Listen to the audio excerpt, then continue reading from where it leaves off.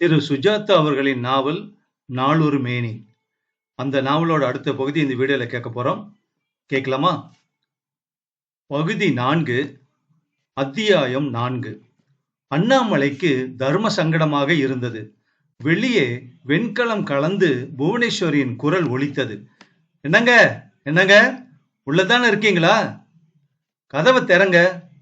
எத்தனை நேரம் பணியில காத்திருக்கிறதா? அது யாரு என்று கேட்டது நாளொரு மேனி. என்னுடைய மனைவி. அப்ப நான் கிளம்பி போயிடுறேன். மத்த பேர் என்ன பார்க்க கூடாது. இரு மேனி, 2வது வரத்தை கொடுத்துட்டு போயிடு. இப்பவே வா. எதுக்கு அவ்வளவு அவசரம்? ஏங்க, காதல எதுனாச்சும் அடைச்சு வச்சிருக்கீங்களா? இப்ப திறக்க போறீங்களா இல்லையா? மேனி, கேட்ட இல்லையா? வெளியில ஒரு லவுட் ஸ்பீக்கர் குரல். என் பொண்டாட்டி தான். நல்ல வலுவான குரல். நாளொரு மேனி, உங்ககிட்ட 2வது வரமா இததான் நான் கேட்க தீர்மானிச்சிட்டேன். அவளை நீ மாத்திரு. இப்ப திறக்க போறீங்களா இல்ல கதவை உடைக்கட்டுமா? பார்த்தல்ல, கல்யாணம் செஞ்சுக்கிட்ட நாள்ல இருந்து என்ன அடக்கி ஆண்டுகிட்டு இருக்கா. அதட்டெல்லாம் பேசிக்கிட்டே இருக்கா. என்கிட்ட ஒரு நாளும் சுமூகமா இருந்தது கிடையாது. எப்ப பார்த்தாலும் கடுவம் போன மாதிரி மூஞ்சியை வச்சுக்கிட்டு ஒரு இன்சொல் சொல்ல மாட்டா. பேசவே மாட்டா நல்லபடியா. இவளை எனக்கு மாத்தி கொடுத்துரு மேனி. யாரோட பேசிக்கிட்டு இருக்கீங்க? மாத்தணுமா? எப்படி மாத்தணும்? அண்ணாமலை யோசிக்காமல் அவசரத்தில் தனக்கு தோன்றியதை கேட்டான். அவ அழகா இருக்கணும். அழகுன்னா பிரமிக்க கூடிய அழகா. அந்த மூஞ்சிய பார்த்து பார்த்து அழுத்து போச்சு. வேற மூஞ்சி வேணும், வேற உடம்பு. அழகுனா அப்படி ஒரு அழகு, கொல்ல போற மாதிரி இருக்கணும். அந்த மாதிரி நீ மாத்திடு. அதோட நான் என்ன சொன்னாலும் பணிவா அன்பா அவ கேட்டாகணும். நான் சொல்றதுக்கு எதிர் பேச்சு கூடாது.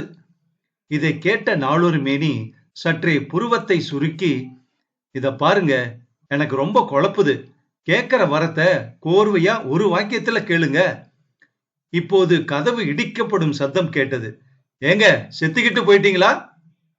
சரி, ஒரு வாக்கியத்துல கேட்கிற மேனி. என்னுடைய மனைவிய வாட்ட சாட்டமா, அழகா, ரூபவதியா, அழகியா, நான் என்ன சொன்னாலும் கேட்கக்கூடியவளா, எப்பவும் என்னுடைய ஆணைக்கு கட்டுப்பட்டவளா, கவர்ச்சியா, இனிமையான குரலா, எப்ப நான் கூப்பிட்டாலும் வரக்கூடியவளா மாத்திடு. அவ்வளவுதானே? அவ்வளவுதான். இதான உங்க 2வது வரம்? ஆமா, உடனே செய்து கொடுத்துரு மேனி. செஞ்சாச்சு. 3வது வரத்துக்கு 3 மாசம் கழிச்சு வரவா? வா. இப்ப அந்த பக்கம் கதவு இருக்கு, நீ திறந்துகிட்டு போயிடு. மேனி சட்டென்று எதிர்கதவை திறந்து கொண்டு போக, முதல் முறையாக அண்ணாமலை வாசலில் கேட்ட என்னங்க என்ற குரலில் வித்தியாசத்தை உணர்ந்தான். இப்போது அதில் சர்க்கரை தடவி கொஞ்சம் கொஞ்சல் சேர்ந்திருந்தது. என்னங்க, தயவு செஞ்சு உங்களுக்கு சிரமம் இல்லைன்னா கதவை திறக்கிறீங்களா? மெல்ல வாங்க, நான் காத்திருக்கேன். நான் உங்க தாசிங்க. அண்ணாமலைக்கு உள்ளுக்குள் புல்லரித்தது. குரலாது யாழ். இல்லை இல்லை, யாழ். இருபவனா, இதோ வந்துட்டேன் என்று வாயிற்கதவை நோக்கி உற்சாகத்துடன் சென்றான் அண்ணாமலை. மெதுவா வாங்க, பார்த்து வாங்க, கால் வலிக்காம நீங்க வாங்க. உங்க சந்தோஷம் தாங்க என்னுடைய பாக்கியம். இதோ வரேன் புவன், வரேன். உன்னை பார்க்க துடிச்சுக்கிட்டு இருக்கேன். அவன் கதவை திறந்தான். அவளை பார்த்தான். அடேயப்பா, இது யாரு? யாரு நீங்க? அவளிடம் கேட்டான். நான் தான் உங்க மனைவி புவனேஸ்வரிங்க. என்ன தெரியலையா? பிரமித்து அவளை மேலும் கீழும் நோக்கினான். தயவு செஞ்சு என்ன உள்ள விடுறீங்களா? பட் ஆனா ஆனா நீ வந்து என்னுடைய பழைய புவனா தானா? ஆமாங்க, புவனாவே தான், உங்க மனைவி தான். ஆனா ஆனா நீ இந்த உயரம். என்னங்க இது? போங்க, தெரியாத மாதிரி கேட்டுக்கிட்டு. நான் எப்பவுமே இப்படித்தானே இருக்கேன். எதிரே நின்றவள் சற்று அதிகமாகவே வாட்ட சாட்டமாக இருந்தாள். சுமார் 6 அடி உயரம் இருப்பாள் போல இருந்தது. அண்ணாமலை 5, 8 தான். அண்ணாமலையின் பரிமாணத்துக்கு மேற்படியாகவே இருந்தாள். ஏதோ முறுக்கி விட்டார் போல, முறுக்கி விட்டு நரம்புகளையும் இறுக்கி கட்டினது போன்ற உடற்கட்டையும் கொண்டிருந்தாள். செதுக்கி வைத்தார் போன்ற முகம். மூக்கா அது? முனையை தொட்டால் ரத்தம் வரும் போல அத்தனை கூர்மை. உதடுகள் சித்திரக்காரன் நேரம் செலவழித்து நிதானமாக வளைத்தது போல செவ்வரி படர்ந்து, கழுத்து மூங்கில் போல, மார்பு ஏராள தங்கம் ததும்பும் குடம் போல, இடுப்பை கையில் பிடித்து விடலாம் போல, அப்புறம் ஒட்டிய வயிறு, திடீர் என்று பெரிதாகும் கீழ் இடுப்பு, அங்கிருந்து ஒரு டைவ் அடித்தார் போல முழங்கால் வரை. என்ன நிறம்? தகிக்கும் சிவப்பா தங்கமா என்று சொல்ல முடியாதபடி. அண்ணாமலைக்கு உடம்பு பூராவும் வியர்த்து விட்டிருந்தது. மேனி கொஞ்சம் ஓவராக கொடுத்துட்டியே, கை கடங்காத சைஸா இருப்பாளோ என்று மனதிற்குள் நினைத்து கொண்டான். என்ன சொல்றீங்க கண்ணாளா? என்னது கண்ணாளாவா? நான் கண்ணாளா இல்ல, அண்ணாமலை. போங்கத்தான், உங்க பேர் சொல்லி நான் கூப்பிட மாட்டேன் இனிமே. சட்டென்று விரலை கடித்து கொண்டாள். ஏய், நீ நிஜமாவே புவனேஸ்வரி தானா? ஆமாங்க, இல்லாம வேற யாரு? சரியா போச்சு போ. சரியா போச்சா உங்களுக்கு? அப்ப சந்தோஷங்க. உங்க சந்தோஷம்தான் என்னுடைய பாக்கியம். நான் வேற எதுக்கு இருக்கேன்? சரி, நீ கிட்டவா, நான் தொட்டு பாக்குறேன். தாராளமா என்று கூறிக்கொண்டே அவள் கிட்டே வந்தாள். அவளிடத்தில் புனுகு பூனை போல வாசனையும் இல்லாத நாற்றமும் இல்லாத மைய வாசனை ஒன்று வீசியது. முழங்கையை தொட்டு பார்த்தான். தங்க ரப்பர் போல அது இருந்தது. அவள் நிஜமானவள் என்று உணர்ந்ததும் அண்ணாமலைக்கு உள்ளுக்குள் ஒரு ஜுவாலை புறப்பட்டது.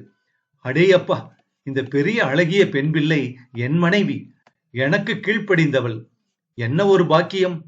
புவனா, சீக்கிரமே சமையல் செஞ்சிரு, சாப்பிட்டுட்டு படுக்கலாம். என்ன? அப்படியே ஆகட்டுங்க. உங்களுக்கு பிடித்தமானது என்ன செய்யலாங்க? நெத்திலி மீன் குழம்பா?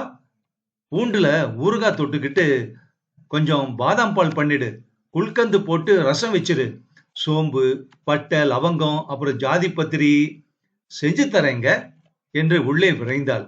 புவனா, கொஞ்சம் நில்லு. அவள் உறைந்து போய் நின்றாள்.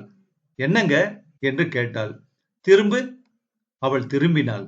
அண்ணாமலையின் காதோரத்தில் சூடாக உணர்ந்தான். வாயில் விரல் செலுத்தி உய் என்று உற்சாகத்தில் விசிலடிக்க வேண்டும் போல் இருந்தது. இது என்ன, பெண் வடிவமா, இல்லை ஏதோ காளிதாசனும் கண்ணதாசனும் சேர்ந்த சமாச்சாரமா? போதுமா என்று கேட்டாள். பார்த்தாச்சா என்றாள் மறுபடியும். நிறைய பார்க்கணும் இன்னும். சீக்கிரம் சமையலை முடிச்சிட்டு வா. சரிங்க, அப்படியே செஞ்சிடறேங்க. புவனா, நான் யோசிச்சு பார்த்ததுல ரொம்ப ஒன்னும் விஸ்தாரமா சமையல் எதுவும் வேண்டாம். சும்மா ஒரு வத்த குழம்பு வச்சிரு போதும். மத்தியான சோறு இருந்தா அதுவே போதும். கொஞ்சம் மசாலா பால் மட்டும் சாப்பிட்டுட்டு படுக்க போயிடலாம். சரியா? சரிங்க என்று அவனை பார்த்து மோகன புன்னகை ஒன்றை தூக்கி எறிந்துவிட்டு உள்ளே சென்றாள். அண்ணாமலைக்கு உதடுகளில் உடனே ஒரு பரபரப்பு ஏற்பட்டது. கண்ணாடிக்கு சென்று தாடியை நெருடி பார்த்து கொண்டான். ஐயோ பாவம், புவனேஸ்வரிக்கு உறுத்தும். ஓல்டு ஸ்பைஸ் தடவி பிரஷ் வைத்து நுரை பண்ணி கொண்டு புதுசாக பிளேடு போட்டுக்கொண்டு பீங்கான் போல சவரம் செய்து கொண்டு அதை தடவி பார்த்து கொண்டான். புன் முறுவல் சிரித்து கொண்டான். புருவத்துக்கு ஜவ்வாது, காதோரத்துக்கு பர்மா பஜாரில் வாங்கிய அரேபிய கஸ்தூரி சென்ட் தடவி கொண்டான். வாசு ஸ்பெஷல் பத்தி ஒன்று ஏற்றிக்கொண்டு படுக்கையை தட்டி உதறி போட்டான். விரிப்புகளை மாற்றினான். எம்ப்ராய்டரி போட்ட தலையணை உரைகளை அணிவித்தான். மேஜை விளக்கை பொருத்தி கொண்டு கட்டிலில் உட்கார்ந்தான். காலை ஆட்டிக்கொண்டு வாயில் வடிவில்லாத மெட்டு அவ்வப்போது சீட்டியாக உழவ, என்ன புவனா, சமையலாச்சா? இதோ ஒரு நிமிஷம் கண்ணாளா. ஓ கண்ணாளா, இத்தனை வருஷம் மன வாழ்க்கையில் இந்த பழைய புவனா ஒரு முறை கண்ணாளா என்று கூப்பிட்டு இருப்பாளா? இதற்கே புல்லரிக்கிறதே. இப்போது சாப்பிட்டு விட்டு இவளை தொட்டு பார்க்க போகிறேனே, என்னவெல்லாம் விளையப் போகின்றதோ. இரத்த அழுத்தம் எழுந்து நிற்பது போல இருக்கிறது. வயிற்றுக்குள் வண்ணத்து பூச்சிகள் பறக்கின். உடம்பெல்லாம் ஜுரம் போல உணர்கிறேன். அது என்ன உடம்பா? ஜல் ஜல் என்று புவனேஸ்வரி உள்ளே வந்து சாப்பாடு ரெடிங்க என்றால் மெல்ல. உள்ள வரீங்களா, இல்ல இங்க கொண்டு வந்து ஊட்டி விடட்டுமா கண்ணா? ஊட்டி விடு கண்ணுக்குட்டி என்று சொன்னான் அவன். கண்ணுக்குட்டி என்று தனக்குள் சொல்லிக்கொண்டே மறுபடி கழுக்கென்று சிரித்துவிட்டு உள்ளே சென்று பளபளப்பாக ஆவி பறக்க வத்தல் குழம்புடன் சோறு பிசைந்து நெய் வழிய அண்ணாமலையை ஏறக்குறைய மடியில் வைத்துக் கொண்டு ஊட்டி விட்டாள். நல்லா இருக்கா கண்ணப்பா என்று கேட்டாள். தேவாமிர்தமா இருக்குடி கண்ணாச்சி குட்டி என்றான். மீண்டும் கழுக். இந்தா நீயும் சாப்பிடு என்று அவளுக்கு ஊட்டிய போது அண்ணாமலை அவளை பார்த்து பிரமித்தான். அவனுக்கு பசியெல்லாம் போய்விட்டது. பால் எல்லாம் அப்புறம் சாப்பிட்டுக்கலாம். நீ என்ன சொல்ற? எல்லாத்தையும் அப்புறம் அப்புறப்படுத்திக்கலாம். உடனே வா, வந்துரு. என் புது பொண்டாட்டியே, சீக்கிரம் வந்து என் பக்கத்துல படுத்துக்க. அப்படியே ஆகட்டுங்க. நான் விளக்கு அணைக்கட்டுமா? இல்ல, கொஞ்சம் இருக்கட்டும். உன்னை நல்லா பார்க்க வேண்டாமா? புதுசா நீ பிறந்திருக்க என்றான் அண்ணாமலை. அத்தியாயம் 5. விளக்கு அணைச்சிடலாமா? கொஞ்சம் இருக்கட்டும். உன்னைய நல்லா பார்க்க வேண்டாமானா? புதுசா பிறந்திருக்க. சரிங்க, உங்க இஷ்டப்படி. நீ இங்க உட்காரு. இதோ உட்காருங்க. எங்க காட்டு பார்க்கலாம். என்னங்க காட்டணும்? இதை எடுத்துரு. இதோ எடுத்துட்டங்க. அண்ணாமலை சப்தமில்லாமல் வாயை திறந்து காற்று வாங்கி கொண்டான். என்னங்க, நீ தேவைக்கு அதிகமாகவே இருக்க. இப்ப என்ன பண்ற? என் தலையை எடுத்து உன் மேல வச்சு அணைச்சிக்கையே. சரி, அப்படியே செய்யறேங்க. இரு, அவ்வளவு அழுத்தாத. ஐயோ, மூச்சு திணறுது. மன்னிச்சுக்குங்க, என்ன மன்னிச்சுக்குங்க. மெல்ல மெல்ல. சரிங்க, மெல்லவே செய்யறேங்க. கொஞ்சம் என் மேல சாஞ்சிக்கிறியா? சாஞ்சிக்கிறேங்க. அண்ணாமலை அதற்கும் திணறி போய் இறங்கிடு இறங்கிடு என்று சொல்ல அவள் சரிங்க என்றாள். கொஞ்சம் கனமா இருக்கிற, வாயே, என் கன்னத்துல ஒரு முத்தம் கொட. இதோ கொடுக்கறேங்க. பச்சக் என்று அவள் முத்தம் கொடுக்க அண்ணாமலைக்கு கன்னத்தில் பொந்து விழுந்தது போல தசை நார்கள் வலித்தன. மெல்ல கண்ணு, மெல்ல. சரிங்க, மெல்லதான் கொடுத்தேன். சக்கரை கட்டி உன்னை அப்படியே உரிச்சிட்டா என்ன? சரிங்க என்று தன் உடைகளை களைந்தாள். அவளை தூக்கி பார்த்தான். முடியவில்லை. எங்க என்ன தூக்க பார்க்கலாம் என்றான் அண்ணாமலை. சரிங்க என்று அவள் அண்ணாமலையை தூக்கினாள். சரேல் என்று லிப்டில் போவது போல அவன் உணர்ந்தான். ஏய், கீழே போட்டுற போற. என்ன தூக்குனா ஒரேடியா இப்படி லிப்ட் மாதிரியாவா தூக்குவ? சரிங்க. அவள் உடனே அவனை விடுவிக்க அண்ணாமலை தொபால் என்று படுக்கையில் விழுந்தான். இந்த தூக்கி பிடிக்கிற விளையாட்டெல்லாம் வேண்டாம். நீ என்ன பண்ற? உன் கையை கொண்டா, என்னுடைய கை மேல வச்சுக்கிறேன். அந்த கை பார்க்க அழகாக, விரல்கள் வாச்சி வாச்சியாக நீளமாக இருந்தன. சொடக்கெடுக்கட்டுமா என்று கூறிக்கொண்டே ஒரு விரலை சொடுக்கி பார்த்தான். பட்டாசு மாதிரி சப்தம் கேட்ட. அவள் மார்பின் மேல் சிம்மாசனம் போல் சாய்ந்து கொண்டு அங்கே இருந்தே அண்ணாந்து பார்த்ததில் அவள் தாடை தெரிய, எங்க சிரி பார்க்கலாம் என்றான். சரிங்க, இதோ சிரிக்கிறேன் என்று சொல்லிவிட்டு அவள் சிரித்த போது கதவு தட்டும் சப்தம் கேட்டது. ச்சே, யாரு பாரு புவனா என்றான்.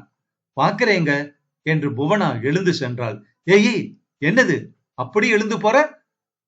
இந்த நாவல் அடுத்த பகுதியில் தொடரும்.